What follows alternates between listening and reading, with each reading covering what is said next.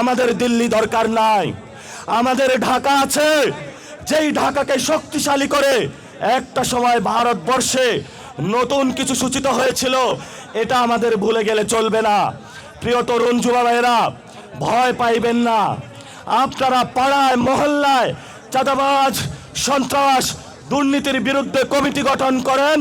Committee গঠন করে যারা যারা চাঁদাবাজ, দুর্নীতি, সন্ত্রাসী করে তাদেরকে রাস্তায়, গাছের সাথে, পিলারের সাথে, স্কুলের দেওয়ালের বিভিন্ন খুঁটির সাথে তাদেরকে আপনারা সবাই বেঁধে রাখবেন। প্রশাসন যদি এসে বলবেন তোমরা গ্রেপ্তার করতে পারো না, আমরা তাকে গ্রেপ্তার করেছি, তারপরে তাদেরকে প্রশাসনের হাতে তুলে দিবেন। আমরা আপনাদেরকে শেষ কথা যেটা বলে দিতে চাই, আমরা বাংলাদেশে চাঁদাবাজি, দুর্নীতি, সন্ত্রাসী মেনে নিব না, মেনে নিব না। আপনি যখন বিদেশে ছিলেন আপনি চাঁদাবাজদেরকে বন্ধ করতে পারেন নাই, দেশে এসেছেন চাঁদাবাজদেরকে নিবৃত্ত করতে পারেন নাই। ঠিক আছে, আপনি আপনার কাজ করেন অফিসিয়াল, আমরাই আপনার চাঁদাবাজি বন্ধ করে দিতেছি, আমরাই আপনার চাঁদাবাজি বন্ধ করে দিতেছি।